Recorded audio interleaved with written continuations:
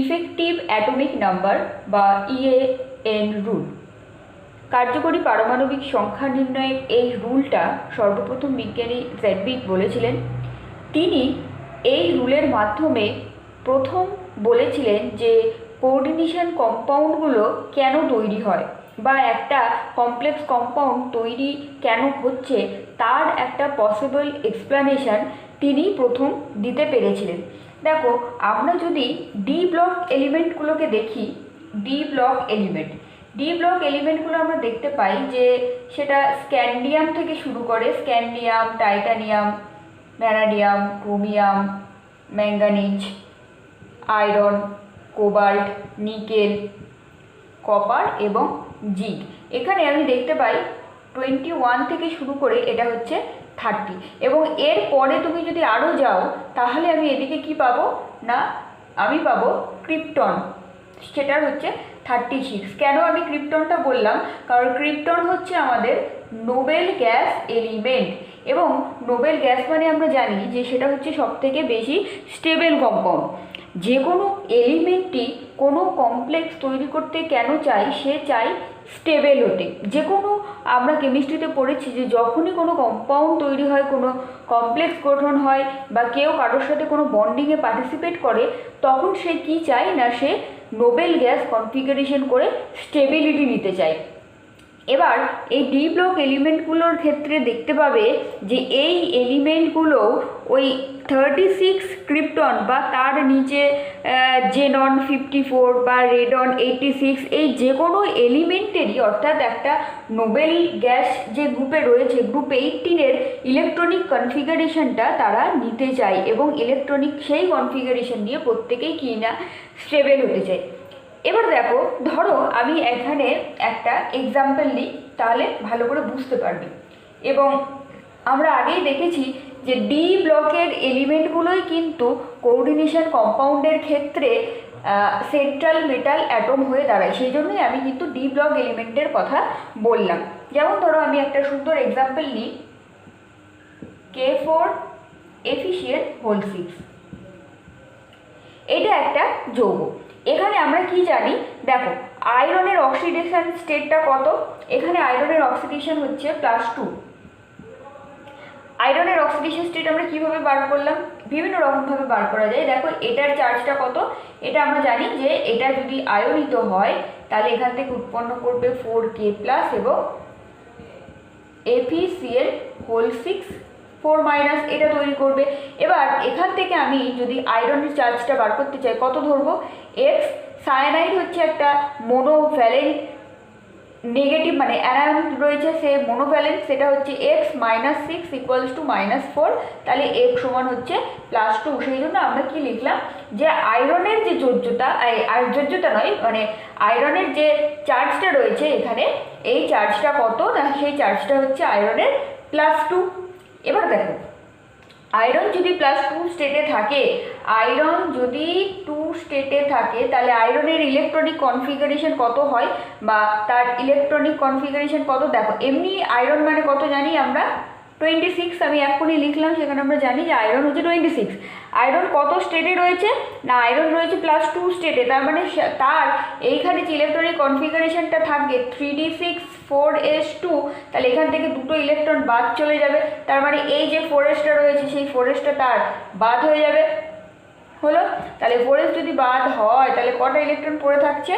24। তাহলে আয়রনের কতগুলো ইলেকট্রন রয়েছে না? আয়রনের ইলেকট্রন রয়েছে 24, আয়রন 2 স্টেটে। এবার দেখো, এই 24 ইলেকট্রন রয়েছে এই যৌগটার মধ্যে, আয়রন 24 ইলেকট্রন নিয়ে বসে আছে। তাহলে আয়রন এই কমপ্লেক্সটা গঠন করতে গেলে সে 24-এর পরে সব থেকে কাছাকাছি স্টেবল ইলেকট্রনিক কনফিগারেশনে পৌঁছতে চাইবে। সেটা কত না? সেই স্টেবল ইলেকট্রনিক কনফিগারেশনটা কত না? 36 ইলেকট্রন। তাহলে সে চাইবে যে আমি 36 ইলেকট্রনে পৌঁছতে যাই। দেখো, 36 ইলেকট্রনে পৌঁছতে গেলে কতগুলো ইলেকট্রন লাগবে? +12টা ইলেকট্রন লাগবে। এবার দেখো, এই 12টা ইলেকট্রন কোথা থেকে আসবে? কারণ আয়রন এখানে সায়ানাইডের সাথে কমপ্লেক্স ফর্ম করছে। আমরা জানি যে সায়ানাইড কি করে না, দুটো করে ইলেকট্রন দান করবে। সায়ানাইড দুটো করে ইলেকট্রন দান করবে, আছে কতগুলো? 6টা। তার মানে এখানে টোটাল ইলেকট্রন কত হবে? 6 দুগুণি 12টা। তাহলে 12টা ইলেকট্রন সে সায়ানাইডের কাছ থেকেই কিন্তু আয়রন পেয়ে যাচ্ছে, এবং এই 12টা ইলেকট্রন যদি যোগ করি তাহলে পেয়ে যাচ্ছি 36 ইলেকট্রন। তাহলে 36 ইলেকট্রন মানে কি, যে সে একটা স্টেবল ইলেকট্রনিক কনফিগারেশন পেলো। যেহেতু স্টেবল ইলেকট্রনিক কনফিগারেশন পেলো, সেই জন্যই কিন্তু এই কমপ্লেক্সটাও স্টেবিলিটি পায় বা এই কমপ্লেক্সটা তৈরি হয়। তাহলে দেখো ইএএন রুল দিয়ে কিন্তু আমি বলে দিতে পারছি যে এই কমপ্লেক্সটা তৈরি কেন হচ্ছে, সে কেন তৈরি করতে যাচ্ছে এই কমপ্লেক্সটা, সেটা কিন্তু ইএএন রুল দিয়ে আমরা খুব ইজিলি বলে দিতে পারলাম। তাহলে আমি এখান থেকে দেখলাম যে এই কমপ্লেক্সটা ইএএন রুল ফলো করছে। তোমাকে জিজ্ঞেস করতে পারি বিভিন্ন এক্সাম্পল দিয়ে যে বলো যে এই কমপ্লেক্সটা ইএএন রুল ফলো করছে কিনা। দেখো আরও একটা এক্সাম্পল বলি আমি, NiCO4। এই কমপ্লেক্সটার ক্ষেত্রে কি হচ্ছে দেখো, আমরা জানি যে CO এর চার্জটা কত হয় না, এর চার্জ নেই, এর চার্জলেস, তার মানে চার্জ হচ্ছে 0। তাহলে আমার এখানে X এর আমরা চার্জ কত পাবো, সেটাও পাবো 0। X0 মানে হচ্ছে দেখো নিকেল 0 স্টেটে রয়েছে, তাহলে নিকেলের কত এগুলো ইলেকট্রন থাকে, 28টা ইলেকট্রন। তাহলে নিকেলের ইলেকট্রন কটা আছে না, 28 ইলেকট্রন রয়েছে। বোঝা গেল? নিকেল আমরা জানি 28 তার পরমাণু ক্রমাঙ্ক, তার মানে তার ইলেকট্রন রয়েছে কতগুলো, 28। 0 স্টেটে আছে, তাই কোনো ইলেকট্রন বেরোবে না। এবার দেখো তাহলে 28 এ চাইবে তার কাছাকাছি স্টেবল ইলেকট্রনিক কনফিগারেশন, সেটা কত, এই সেই 36। তাহলে 36 যদি তাকে হতে হয় তাহলে তাকে কতগুলো ইলেকট্রন নিতে হবে না, আরও 8টা ইলেকট্রন নিতে হবে। 8টা ইলেকট্রন নিলেই কিন্তু আমি পেয়ে যাব 36 ইলেকট্রন, তার মানে সে স্টেবল হবে। এই 8টা ইলেকট্রন কোথা থেকে এলো, দেখো প্রত্যেকটা CO কিন্তু দুটো করে ইলেকট্রন ডোনেট করতে পারে, এটা আমরা জানি। তার মানে একটা CO দুটো করে ইলেকট্রন ডোনেট করলে টোটাল ইলেকট্রন কতগুলো হবে, 2 4 দুগুণি 8টা। তাহলে সেই 8টা ইলেকট্রন সে পেয়ে গেল, দিয়ে সে 36 ইলেকট্রনে পৌঁছে গেল। যেহেতু এই কমপ্লেক্সটা গঠন করলে নিকেলের ইলেকট্রনিক কনফিগারেশনটা 36 ইলেকট্রনের মতো হচ্ছে, সেই জন্যই কিন্তু এই কমপ্লেক্সটা স্টেবিলিটি পাচ্ছে বা এই কমপ্লেক্সটা গঠিত হচ্ছে। তাহলে আমরা ইএএন রুল দিয়ে বলতে পারি যে কোনো কমপ্লেক্স কেন গঠিত হচ্ছে তার ব্যাখ্যাটা কিন্তু আমরা ইএএন রুল দিয়ে বলে দিতে পারি যে যেহেতু তারা তাদের নিকটবর্তী স্টেবল ইলেকট্রনিক কনফিগারেশন পাচ্ছে, সেই জন্যই কিন্তু কমপ্লেক্সটা তৈরি হচ্ছে, এবং এটা ইএএন রুল দিয়ে বলা যাচ্ছে। এবার ইএএন রুলের অ্যাপ্লিকেশনটা কোথায় ছিল, যে বিভিন্ন ধরনের যে নিকেল কার্বনিল যৌগ ছিল, এই যে নিকেল কার্বনিল যৌগ ছিল, সেই নিকেল কার্বনিল যৌগে আমি লিগ্যান্ডের সংখ্যাটা কত রয়েছে সেটা আমি বার করতে পারবো, বা কোনো আয়রন কার্বনিল যৌগে লিগ্যান্ডের সংখ্যা কত সেটাও আমরা বার করতে পারবো। কি করে বার করছি দেখো, এই জিনিসটাই ফলো করছি। অর্থাৎ আমি এখানে যে কথাটা বললাম যে 28টা ইলেকট্রনের পরে 36 ইলেকট্রন করতে গেলে তাকে 8টা ইলেকট্রন লাগছে। তাহলে 8টা ইলেকট্রন লাগতে গেলে তাকে লিগ্যান্ড কটা লাগছে, কারণ এক একটা লিগ্যান্ড দুটো করে ইলেকট্রন দিচ্ছে, তার মানে তার লিগ্যান্ড সংখ্যা কত, সেটা হচ্ছে 4টে। তার মানে আমি এখান থেকেই এই ইএএন রুল দিয়ে বলে দিতে পারছি যে এই যৌগটা গঠন করতে গেলে কতগুলো লাইগ্যান্ড লাগছে না, লাইগ্যান্ডের সংখ্যা হচ্ছে 4টে। তার মানে এই যে সংখ্যাটা ক্যালকুলেট করছি, বা এখানেও দেখো আমি কি করে বললাম যে 24 থেকে 36 হতে গেলে 12টা ইলেকট্রন লাগছে। আমরা জানি এক একটা লিগ্যান্ড তারা দুটো করে ইলেকট্রন ডোনেট করছে, তাহলে এখানে কটা লাইগ্যান্ড এলো না, 6টা লাইগ্যান্ড। তাহলে এইভাবে আমরা লাইগ্যান্ডের সংখ্যাটা কিন্তু নির্ণয় করতে পারছি ইএএন রুল দিয়ে। এবার তোমাকে কি করবে, হয়তো পরীক্ষাতে কিছু কিছু এক্সাম্পল দিয়ে দেবে, এবং সেই এক্সাম্পল অনুযায়ী তোমাকে ক্যালকুলেট করতে বলবে যে সে ইএএন রুলটা ফলো করছে নাকি করছে না। দেখো কীরকমভাবে, যেমন এরকম আমি একটা এক্সাম্পল দিলাম। এছাড়াও ধরো তোমাকে একটা এক্সাম্পল দিয়েছে, আমি একটা খুব সহজ এক্সাম্পল দিয়ে দেখাই যদি কি হতে পারে ঘটনাটা।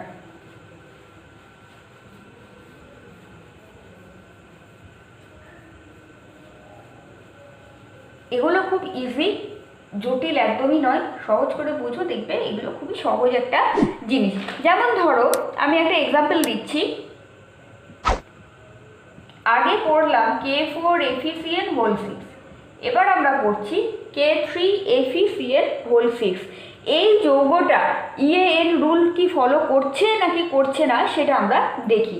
দেখো এই যৌগটার ইএএন রুল দিয়ে আমি যদি স্টেবিলিটি ব্যাখ্যা করতে যাই তাহলে আমাকে প্রথমে জানতে হবে যে এর পাওয়ারটা কত রয়েছে। দেখো এখানে আছে কততে, এটা যদি ভাঙে তাহলে এই আয়নটা কততে তৈরি হবে 3 মাইনাসে, তাহলে আমি এখান থেকে x minus 6 equals to minus 3, তাহলে x ইকুয়ালস টু কত পেলাম +3, তার মানে আয়রন রয়েছে 3 স্টেটে। হলো আয়রন 3 মানে কত, Fe যদি 3 স্টেটে থাকে বা +3 স্টেটে থাকে তাহলে তার কতগুলো ইলেকট্রন থাকে আমরা জানি, আয়রনের নর্মাল স্টেটে থাকে 26টা ইলেকট্রন, তাহলে 26 মাইনাস 3 মানে হচ্ছে আমাদের 23টা ইলেকট্রন। এখানে আমার টোটাল ইলেকট্রন নিয়েই গল্প, তাই আমি একবারে বার করে নিলাম যে আয়রন 3 মানে 23টা ইলেকট্রন। তাহলে দেখো এখানে সায়ানাইডের সংখ্যা কতগুলো রয়েছে 6টা, তাহলে 23 প্লাস 12 ইলেকট্রন সমান এলো 35 ইলেকট্রন। দেখো 35 ইলেকট্রন তো 36 ইলেকট্রনকে ফুলফিল করছে না, তাহলে এই কমপ্লেক্সটা কিন্তু স্টেবল কমপ্লেক্স, এই কমপ্লেক্সটা কিন্তু গঠন হয়েছে, অথচ এটা কিন্তু ইএএন রুলকে ফলো করছে না। এ 35 ইলেকট্রন নিয়েছে, তার মানে তাকে যদি স্টেবল ইলেকট্রনিক কনফিগারেশন পেতে হয় তাহলে তাকে কি করতে হবে না, আরও একটা ইলেকট্রন তাকে অ্যাকসেপ্ট করতে হবে। আমরা জানি যে যারা ইলেকট্রন অ্যাকসেপ্ট করে নিতে পারে তারা কি করে না অক্সিডাইজিং এজেন্ট হিসেবে কাজ করে। এটা কিন্তু আমরা জানি যে যে ইলেকট্রন অ্যাকসেপ্ট করে নেবে তার মানে সে একটা ইলেকট্রন অ্যাকসেপ্ট করতে চাইছে, তার মানে সে কিন্তু এখানে ইএএন রুল ফলো করছে না এবং সে একটা অক্সিডাইজিং এজেন্ট হিসেবে কাজ করছে। তাহলে এই যৌগটার ক্ষেত্রে আমাকে যদি ইএএন রুল দিয়ে ব্যাখ্যা করতে বলে, আমি দেখলাম যে সে ইএএন রুলকে ফলো করছে না এবং সে একটা অক্সিডাইজিং এজেন্ট হিসেবে কিন্তু কাজ করছে।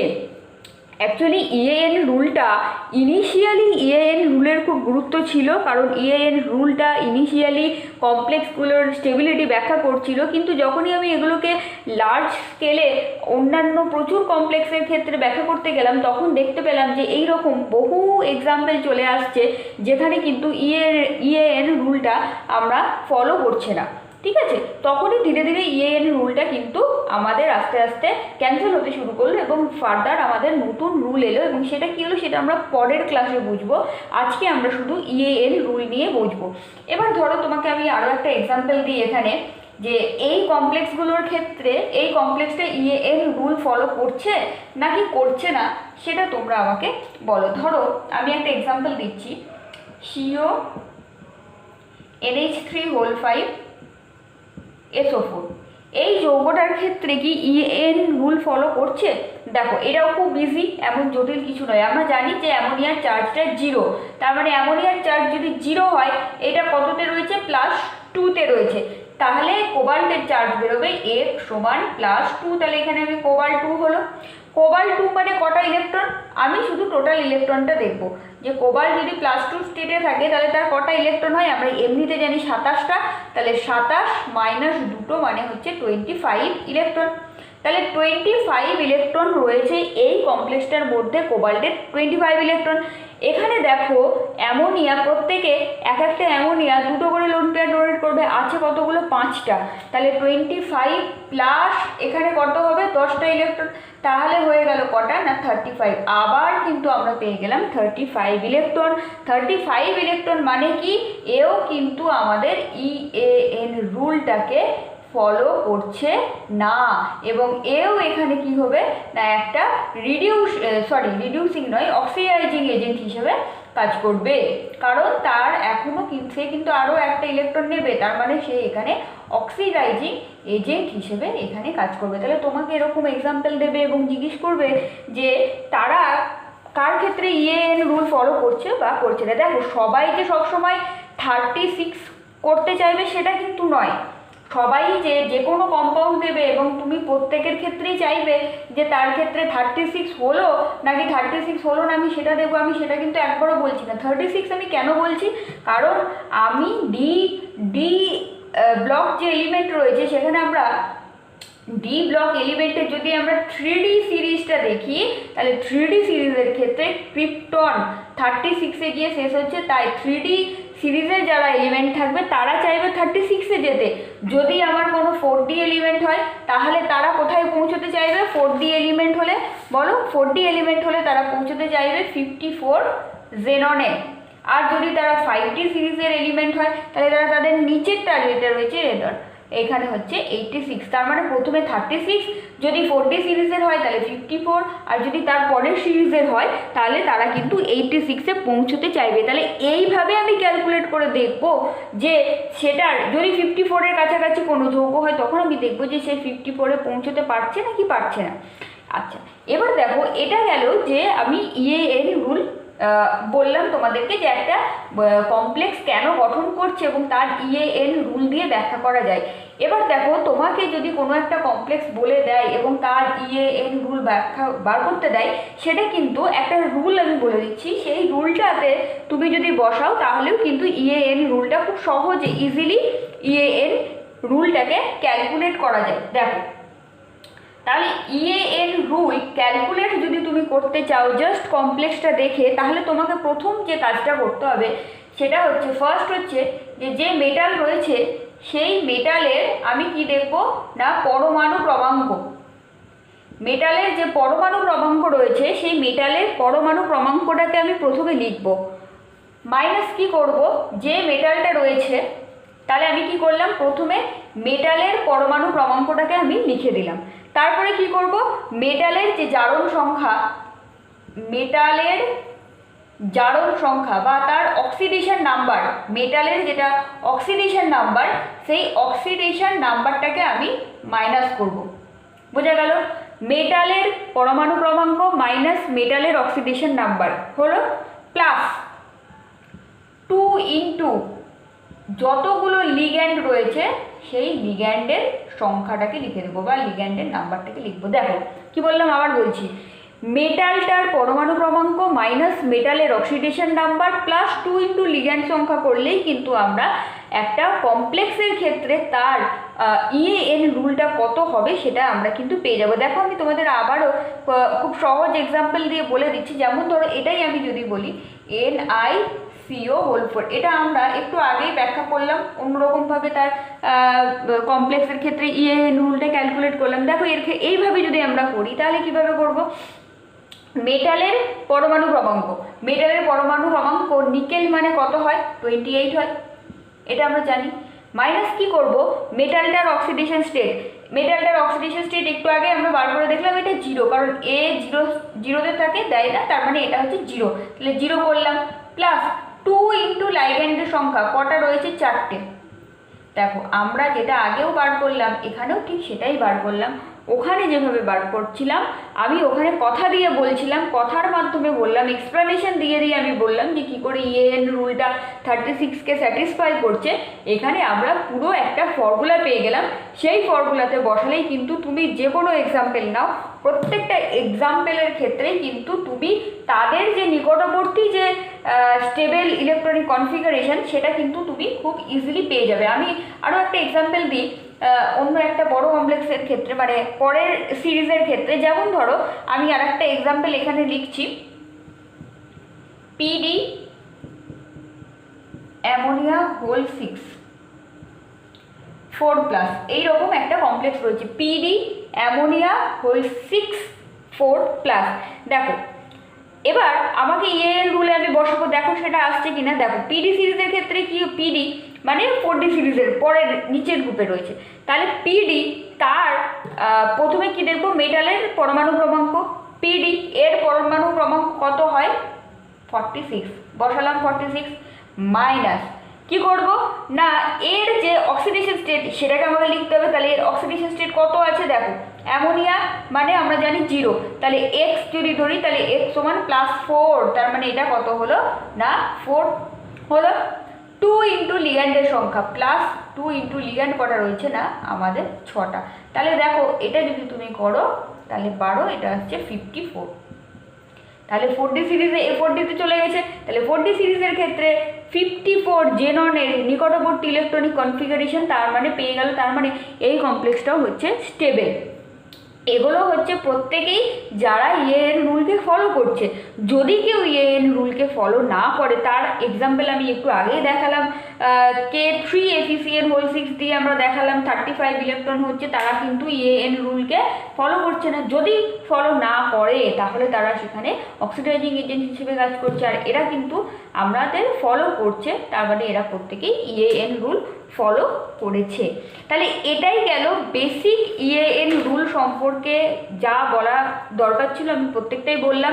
এইভাবে তোমাদেরকে ইএএন রুল কিন্তু ক্যালকুলেট করতে হবে। আই হোপ যে ভিডিওটা তোমরা বুঝতে পেরেছো, কোনো অসুবিধা হয়নি। ভিডিওটা যদি ভালো লাগে তাহলে ভিডিওটাকে তোমরা এখনই লাইক করো, শেয়ার করো, আর যদি এই রুল সংক্রান্ত কোনো ডাউট থাকে তাহলে তোমরা নিচে কমেন্ট সেকশানে গিয়ে কিন্তু অবশ্যই কমেন্ট করবে, আমি তার রিপ্লাই নিশ্চয়ই দেবো। আর হ্যাঁ, চ্যানেলটাকে সাবস্ক্রাইব করে বেল আইকনে ক্লিক করে অল করে দাও। থ্যাংক ইউ, দেখা হচ্ছে নেক্সট ক্লাসে।